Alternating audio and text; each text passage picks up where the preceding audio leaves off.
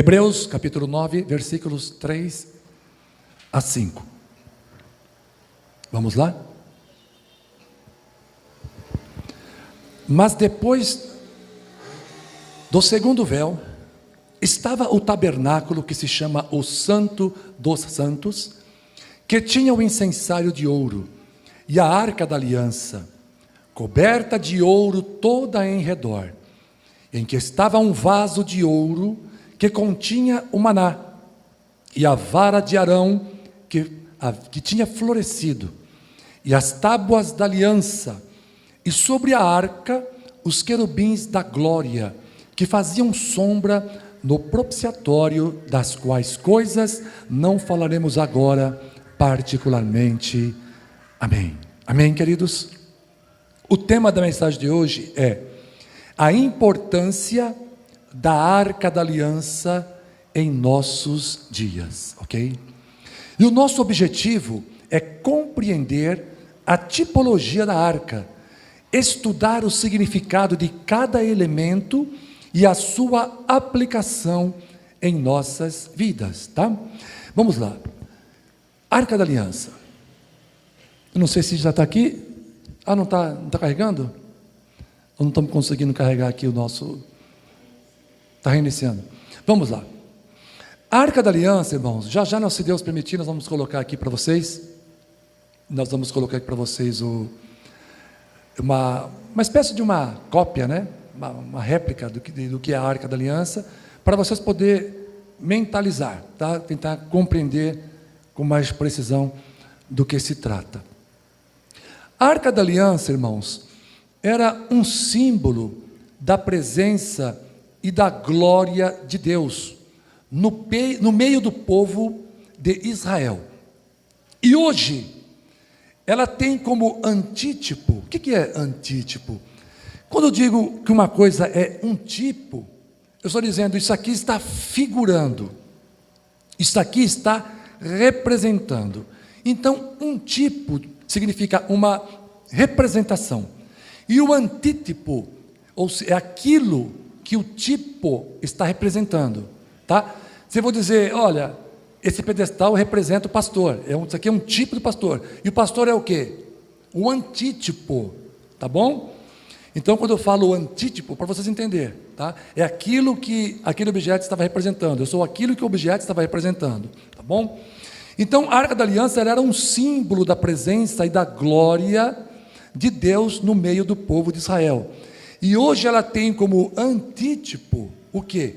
O nosso Senhor Jesus Cristo, em quem habita toda a plenitude da divindade.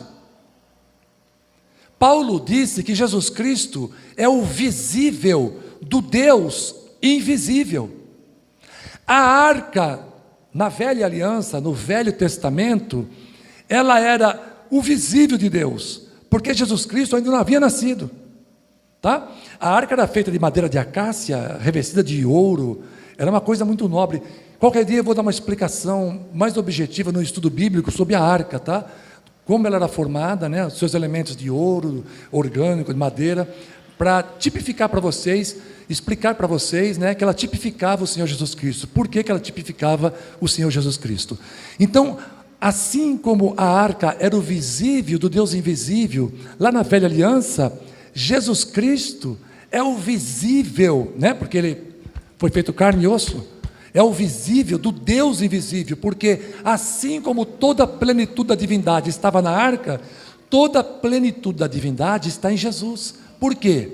Porque Jesus é 100% Deus e 100% homem. Jesus Cristo é Deus, tá? Vamos lá. O que a arca tinha dentro e qual o seu objetivo? Então isso aqui, irmãos, dá para chegar direitinho? Yara, dá para ver daí? A luz está atrapalhando, quer que apaga? Dá para ver, Carol? Então, isso aqui é como se fosse uma réplica da Arca da Aliança, ou também conhecida como a Arca do Concerto, tá bom?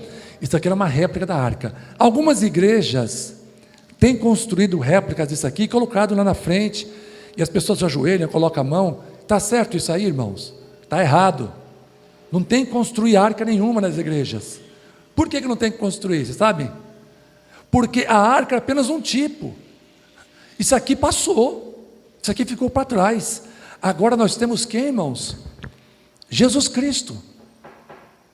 Jesus Cristo é o nosso Senhor, o nosso Deus, tá? Ele sim é que nós devemos nos ajoelhar, toda a honra, toda a glória pertence a Ele. Então não é correto. Algumas pessoas criticam algumas igrejas porque tem imagens, né? Nessa igreja não é correta porque tem imagem de escultura. Mas aí os próprios cristãos que criticam os outros, que tem imagem de escultura, também faz réplica da arca, faz réplica da estrela de Davi, né? E faz réplica do candelabro e enche a igreja daquilo. E as pessoas estão começando a se ajoelhar, pôr na mão naquilo. Está errado. Então você não pode criticar uma outra igreja se a tua está fazendo a mesma coisa. Amém, irmãos? Tem uma cruz aí, pastor. A cruz está vazia. A cruz está vazia. É uma representação do que Jesus Cristo fez por nós na cruz do Calvário. Ninguém vem aqui para ajoelhar na frente de uma cruz, como andam fazendo por aí na frente de uma arca. Eles criticam quem ajoelha na frente da cruz, né? Mas estão ajoelhando na frente de uma réplica da arca. Isso está errado. O que nós queremos fazer aqui hoje é explicar a tipologia, o que representa isso para a igreja do Senhor. O que a arca tinha dentro dela? Vamos ver o que a arca tinha? Vamos lá. Dá para enxergar? A arca tinha as tábuas da lei, tá bom? As tábuas da lei. A arca tinha o maná, que eu vou explicar já já o que é o maná. A arca tinha o maná. E a arca tinha o bordão. Bordão, irmãos, é como uma vara, é parecido com um cajado, tá? O bordão de Arão. E o que aconteceu com ele? Floresceu. Está vendo as flores? Ele floresceu milagrosamente. Então foi colocado um pote de maná, as tábuas com os 10 mandamentos, tá? E esse bordão. Muitas pessoas perguntam, pastor, cadê a arca? Ela era feita de ouro, isso não pode ter sido destruído. Pode ter sido destruído, a gente não sabe. Eu sei que a arca desapareceu. Algumas pessoas dizem que está na África, mas nós não temos certeza. Nunca mais a arca foi encontrada. E por que será? É de propósito, irmãos. Por que você acha, Ricardo, que a arca não está aí até hoje, por aí? O que você acha que pode ser? Exato, por que não permitiria? As pessoas vão começar a adorar a arca. Já fazendo réplica, já estão ajoelhando na arca. Tem um filme do Indiana Jones que fala que ele está lá no 51, né? Então, não tem cabimento uma coisa dessa, né? Deus fez a arca desaparecer justamente para que as pessoas não fiquem adorando esse objeto. Isso aqui, irmãos, é para a gente explicar, não para adorar. Então vamos lá. O que tinha dentro da arca e qual era o seu significado? Vamos lá. Primeiro lugar, tinha um vaso de ouro que continha o maná. Isso traz à memória o pão com o qual Deus sustentou o seu povo Israel durante 40 anos da travessia do deserto rumo a Canaã. Êxodo capítulo 16, versículo 33. Disse também Moisés a Arão: toma um vaso, mete nele um gomer cheio de maná e põe-no diante do Senhor, a fim de que seja guardado para as vossas gerações. Mas pastor, para as vossas gerações, então por que a arca sumiu? Né? Por que a arca sumiu? Porque eram as gerações de Israel, irmãos. Isso aqui, essas coisas todas foram dadas a Israel. As gerações de Israel. A lei, o Velho Testamento, todos aqueles artefatos cerimoniais, aquilo tudo foi dado para Israel. E para a igreja, pastor? Está aqui, ó, no Novo Testamento, tá? O que é repetido para a igreja, que estava no Velho, é o que é para vocês. Estão entendendo? Então, isso aqui é para as gerações do povo de Israel. Por isso que a arca sumiu. Agora, o maná, quem é o maná hoje? Quem é? Jesus Cristo, né? Que é a Bíblia, a palavra. Jesus Cristo é a palavra, é a Bíblia. Então, o maná é Jesus Cristo, a palavra. O pão, irmãos, simbolizava Jesus Cristo, o Filho de Deus. Pois ele é segundo a própria declaração em João capítulo 6, versículo 51. Eu sou o pão vivo que desceu do céu. Estão entendendo? O maná descia do céu. E Jesus disse, eu sou o pão vivo que desceu do céu. O maná, irmãos, milagrosamente descia do céu diariamente, exceto aos sábados. Por que não aos sábados? Porque o sábado, para os judeus, não é para vocês, para os judeus, o sábado era o dia de descanso. Então eles não podiam sair colhendo maná, tá bom? O maná, irmãos, ele caía milagrosamente, como se fosse uma chuva de flocos finos, parecido com trigo. Ele tinha gosto, quando era preparado, de pão de mel, e também de pão de azeite, ou de azeitonas. Então eu imagino que dependendo do preparo, ele tipificava um sabor, tá? Às vezes sabor de bolo de mel, e às vezes sabor de pão de azeitona, tá bom? Então esse era o gosto que tinha esse maná que caía do céu. Alguns cientistas dizem que naquela região tinha uns insetos, que eles faziam tipo de umas gotículas de orvalho, que caía deles, e aquilo caía como como se fossem flocos de neve, branquinho, e que aquilo que poderia ser um maná. Irmãos, se era o maná, aqueles insetos eram muito inteligentes, né? Porque no dia de sábado eles não faziam nada. Os insetos não soltavam aquelas gotinhas no chão, não. Então é bem provável que não seja nada disso. Pode ser que tenha alguma coisa parecida com isso por lá, pode ser mesmo, por coincidência, ou que Deus tenha usado esses insetos por coincidência. Porém, era Deus que estava no controle, o milagre continuou mesmo. Eles paravam no sábado. Entendeu, irmãos? Eles paravam no sábado. Então o povo, irmãos, pegava aquele maná, né? Aquilo era um grande milagre, e eles, de posse do maná, faziam esses bolos, fazia esse pão, e não podia guardar para o dia seguinte. Se guardasse para o dia seguinte, acontecia o quê? Apodrecia, milagrosamente apodrecia.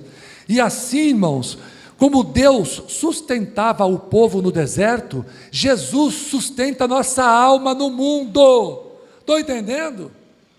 Cada dia que você acorda, tem maná caindo do céu. Mas a questão para hoje é a seguinte: comeram maná ontem? Sábado? Comeram maná hoje? Estamos comendo, pastor. Está caindo maná aqui dentro. Estamos comendo. Se você não sabe o que isso quer dizer, irmãos, saiba que o maná, ou seja, a palavra de Deus, está caindo do céu agora. Comam dele. Não desperdice nada e nem deixem para depois. Hebreus capítulo 3, versículo 15. Hoje, se ouvires a sua voz, não endureçais o vosso coração. Não é para deixar para amanhã, é hoje. Se Deus falar com você hoje, é hoje que você vai tirar proveito dessa palavra. Se deixar para amanhã, apodrece. O maná tinha que ser preparado no dia que caía do céu. Estão entendendo, irmãos? O milagre. Acredite, irmãos, apesar do povo de Israel presenciarem o milagre do maná diariamente, eles reclamavam por terem que comer a mesma coisa todo dia, como se maná fosse algo trivial. Meu Deus, esse milagre! Se um pão aparece diante de mim todos os dias do nada, eu vou comer esse pão como se fosse a iguaria mais deliciosa do mundo. Foi a mão de Deus que fez esse negócio. Como é que eu vou reclamar do maná? Mas tem crente que reclama do maná. Ah, que o pastor João é sempre a mesma coisa, que eu tenho que me santificar, que eu tenho que deixar ir. Irmãos, é maná, coma. Deus fará grandes transformações em tua vida com esse alimento multivitamínico, multimineral, para a tua alma, para o teu crescimento espiritual, irmãos.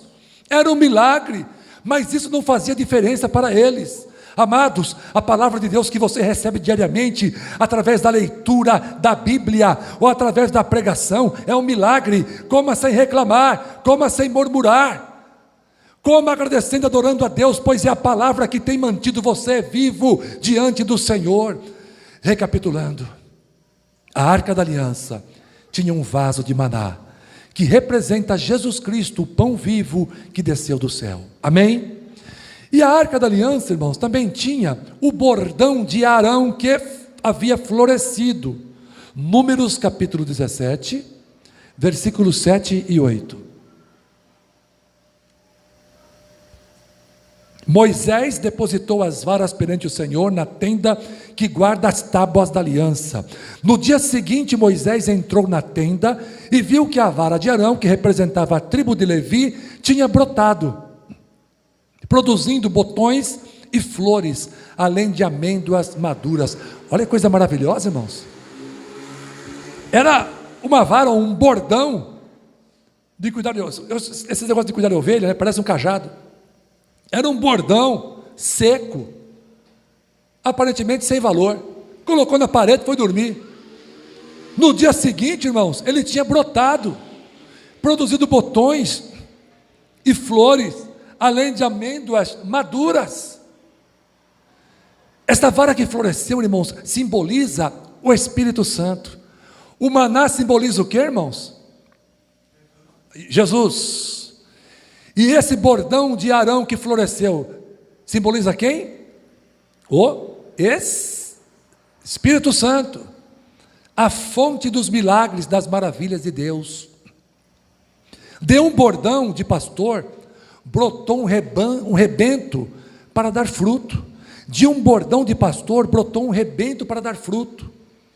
Da cruz de Cristo, o Espírito Santo fez brotar vida em nós, a salvação. Portanto, a nossa sobrevivência depende das maravilhas de Deus.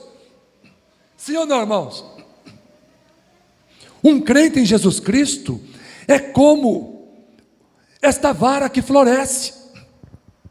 Ele não pode ser como um bordão seco, sem vida, sem movimento, sem graça, sem nada de diferente, sem nada que provoque nas pessoas admiração e reconhecimento, pois quem é habitado pelo Espírito de Deus, ele muda, ele altera, ele floresce, ele frutifica no Espírito e exala o bom perfume suave de Cristo. Alguma coisa tem que acontecer na vida daquele que tem o Espírito Santo. Nós lemos em Atos capítulo 8, versículo 6, que as multidões atendiam unânimes às coisas que Felipe dizia, ouvindo-as e vendo os sinais que ele operava. Irmãos, há sinais sendo operados através da sua vida. As pessoas estão percebendo que você é uma nova criatura e que os milagres de Deus fluem através de você. Crente que não floresce como o bordão da arca, também não frutifica. E crente que não frutifica está com defeito de fabricação.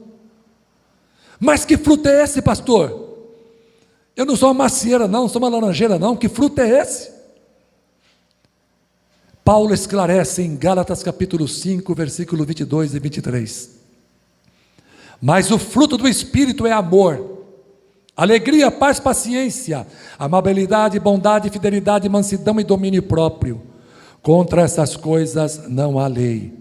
Irmãos, vocês nas mãos do diabo eram uma folha seca, pisada pelas feras do campo, mas nas mãos do Espírito Santo é como a vara que floresceu, que brotara produzindo gomos, rebentara em flores e dera amêndoas maduras. Amém, irmãos? Como está em Números 17, 18. Recapitulando, a arca da aliança tinha um vaso de maná, que representava Jesus Cristo, o pão vivo que desceu do céu, e também tinha o bordão de Arão que floresceu, que representava o Espírito Santo, que nos faz florescer e frutificar. Mas também a arca da aliança tinha as tábuas da aliança, ou seja, as tábuas da lei, que tipificam o Pai, e a sua vontade, a sua palavra. Amém, queridos? Deuteronômio capítulo 10, versículos 4 e 5.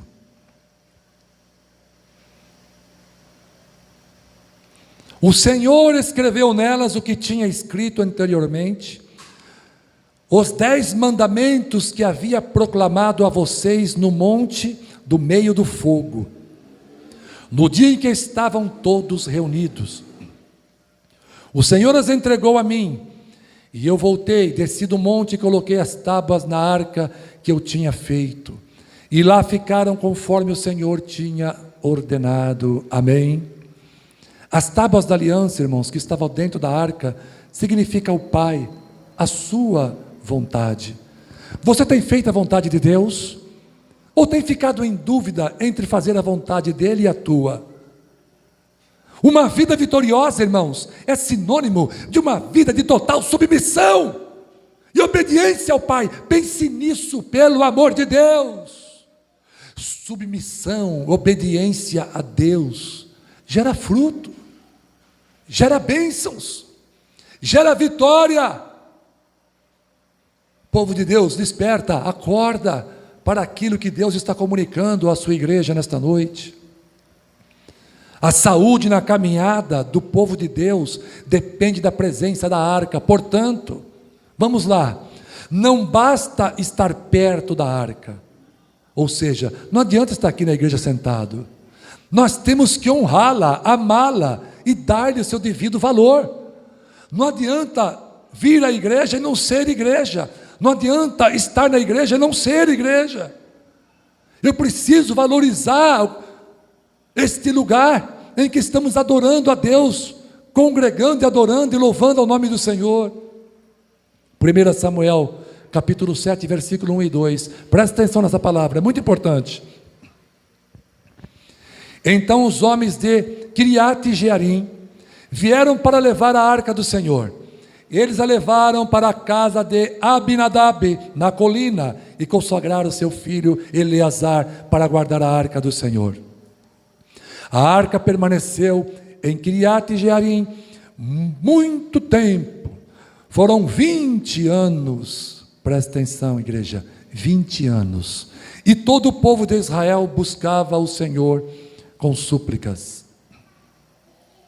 Irmãos, talvez você tenha reclamado dos anos que vem servindo ao Senhor, mas nada tenha acontecido em tua vida. Por que será?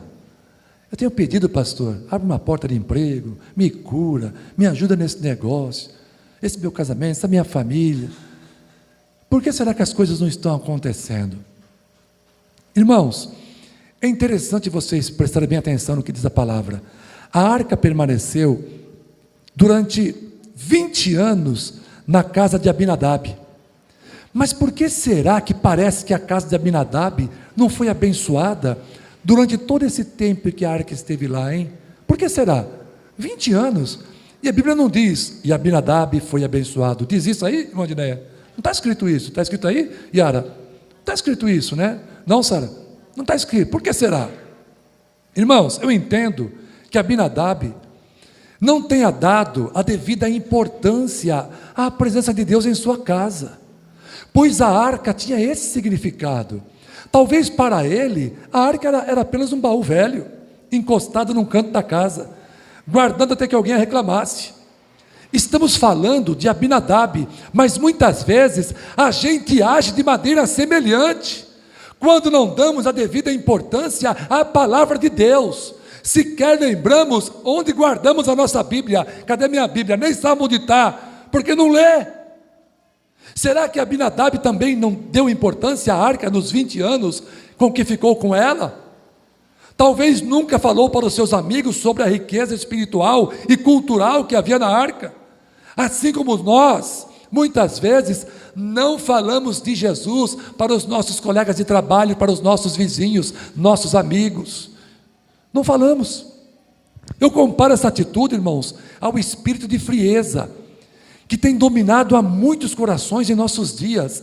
Não há o desejo de conhecer as riquezas que há na palavra do Senhor. Não há fome de Deus. Abinadab parecia satisfeito com a vida que estava levando, comodismo, e por isso talvez tenha perdido a bênção. Agora presta atenção. Presta atenção no que eu vou te falar. Quem recebe a arca com amor, recebe bênçãos inesgotáveis. 1 Crônicas, capítulo 13, versículo 14. Assim ficou a arca de Deus com a família de Obed-edom. 3 meses, irmãos, não foram 20 anos, 3 meses, em sua casa. E o Senhor abençoou a casa de Obed-edom e tudo o que lhe pertencia. Amém, irmãos? Agora está dizendo que abençoou ou não? Está dizendo que abençoou? Está dizendo que abençoou. Irmãos, a arca ficou 20 anos na casa de Abinadab, e nada é dito a seu respeito. Mas bastou 3 meses na casa de Obed-edom para que o Senhor o abençoasse, e também a tudo o que lhe pertencia. Por quê? Atitude, irmãos, é a resposta. Abinadab parece ter cultivado uma atitude de indiferença com relação à arca da aliança, enquanto Obed-edom fez totalmente o oposto. Ele a valorizou e colocou o que havia de mais importante em sua vida. Amados, é hora de mudança de atitude para com a presença de Jesus. Não desperdice a arca, ela é uma caixa de inestimável valor. Se você está na presença de Deus, glorifica, louva, canta, dança, pula, adora, fale do seu amor, dê importância à arca da aliança na sua vida, que é a presença de Deus. Nela temos o maná, Jesus Cristo é o verdadeiro pão vivo que desceu do céu. Nela temos o bordão de Arão que floresceu, o Espírito Santo que opera milagres no meio da congregação. E nela está as tábuas da lei, é a vontade do Pai para a nossa vida. Nós temos a arca neste lugar, a presença de Deus está neste lugar, a plenitude de Deus está aqui nesta noite. Adora o nome do Senhor, valoriza, e sejam abençoados, e sejam envolvidos com a glória de Deus, e sejam envoltos com a fumaça que vem do céu. Aleluia! Deus está neste lugar, o Espírito Santo está neste lugar. Tem maná aqui, não tem, irmãos? Tem maná caindo aqui, não tem? Tem maná caindo do céu, aleluia. Tem o bordão que floresceu e rebentou, aleluia, aleluia, louvado seja Deus. E tem as tábuas da lei, tem palavra, tem ensino, tem mandamento de Deus. Vamos viver esse evangelho, vamos alegrar o nosso coração na presença dele, irmãos. E a arca da aliança coberta de ouro, toda em redor, em que estava um vaso de ouro que continha o maná, e a vara de Arão que tinha florescido, e as tábuas da aliança. A arca, irmãos, é a plenitude da presença de Deus em nossa vida. Pastor, então por que a minha vida muitas vezes parece estar em ruínas?